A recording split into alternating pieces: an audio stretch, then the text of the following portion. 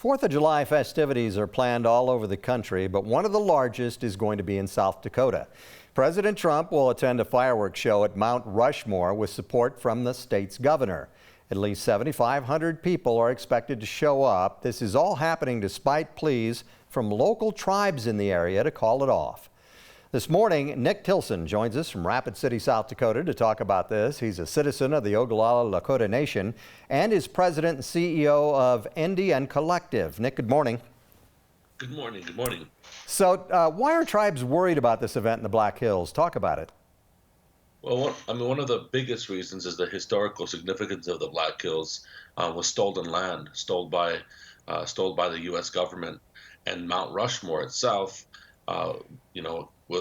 they carved 4 white men's faces into sacred land of our people, and these 4 white faces were people that were colonizers that contributed to the genocide of indigenous people. And so this has been a long time issue that we as indigenous people have been resisting for generations. And so when you layer that with President Trump coming to the region and the territory without free, prior, informed consent of the tribes in the region, it's an act of aggression towards the tribes and the sovereign rights of our communities. I know that there is a practical issue, too, involved with all of this. We know that many of the reservations have been really hard hit by coronavirus. Talk about some of the measures the tribal nations have taken to combat the spread and how this might affect that.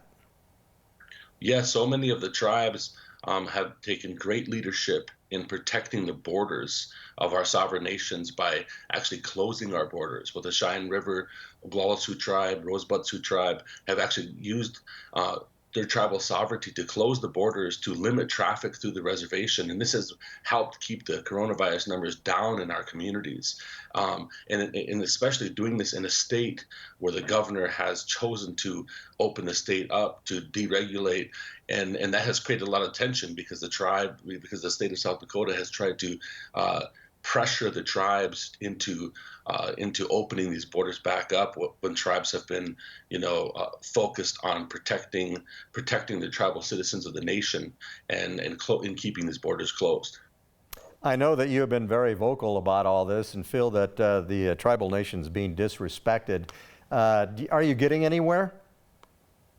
Yeah, I mean when it comes to the tribal nations of South Dakota, they have stood strong in protecting their tribal sovereignty and have not backed down to the governor of South Dakota or the president of the United States. And actually, I believe the Cheyenne River Sioux tribe has actually filed lawsuit against President Trump and the Department of Interior because of their efforts to try to limit the tribal sovereignty and their rights to be able to protect and close their own borders. And so I think that the tribes are making headway in standing on the principles of sovereignty. All right, very good. Nick, thank you for bringing us up to date and talking about what it means to the nations up there, and best of luck to you. We appreciate it. Absolutely. Thanks for having me on. Okay, be safe.